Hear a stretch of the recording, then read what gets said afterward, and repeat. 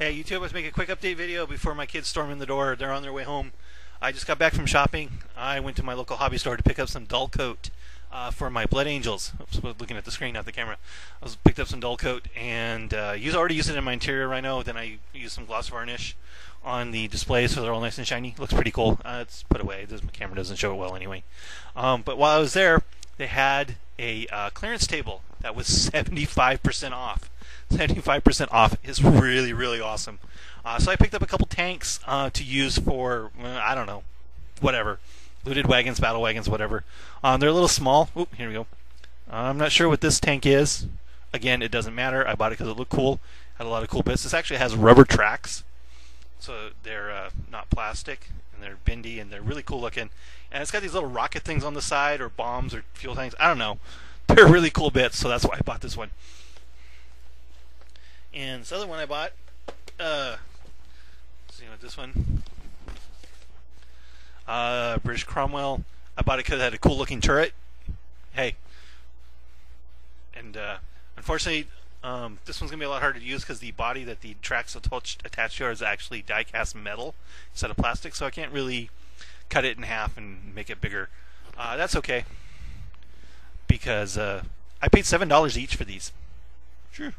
$7. Even if I just use them for nothing but bits forever, $7 is a really good price.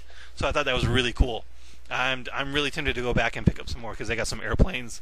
Throw them in the closet for someday making fighter bombers if I ever get into APOC, or pick up a couple more tanks because I think they have a bigger one there. Cost a few more dollars. Might cost like $8 or $9. Ooh. It's up by Art Media. I was looking for some Flow Aid. I was going to give that a try. Not some Flow Aid, but what's the other stuff? Slow Dry. I was looking for some Slow Dry. Unfortunately, they were out of stock. Sorry. They were out of stock of the Slow Dry because I want to try and get some stuff shooting through airbrush.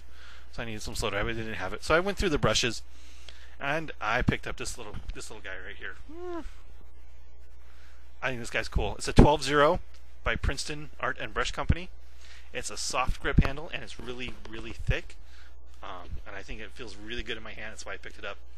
I think it's a great little brush. It's 12-0, so it's a lot smaller than the fine detail brush I have from GW. So it should be good for eyes and dots and stuff like that.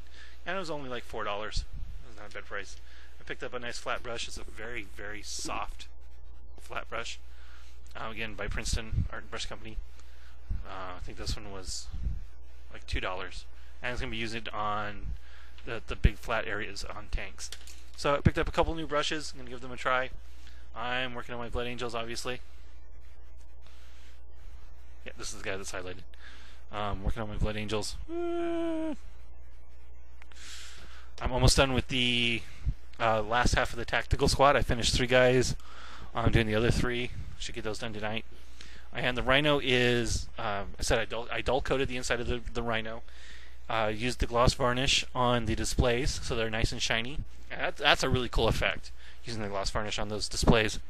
I thought that was really cool. And so I got it all glued together and I started painting the outside.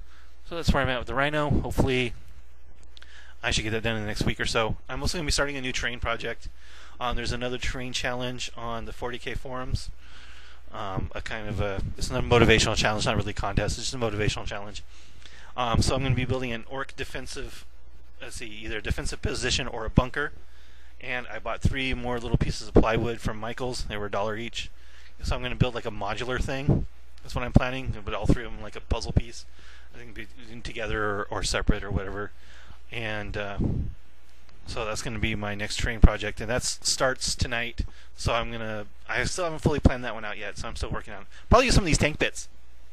Probably use a lot of bits off these tanks on those defensive positions. That'll be really cool. $7 for a full tank kit. $7. See what else.